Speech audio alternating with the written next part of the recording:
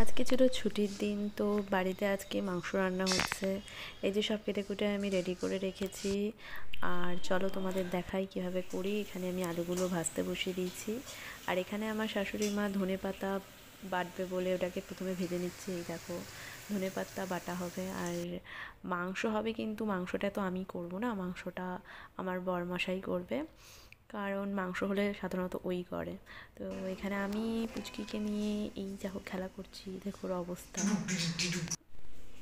ও পুচকির কি খেলছে আমার অবস্থা! সাথে বসে বসে। ই বাবা! তো এখানে হচ্ছে খেলাধুলা। আবার আবার করবে। তোমাকে নিতেও পারছি না।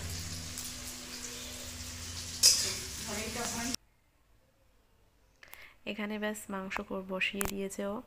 এখানে সব রেডি টেডি করে দিয়েছি, মাখিয়ে টাখিয়ে এই যে শুরু হয়ে গেছে রান্না।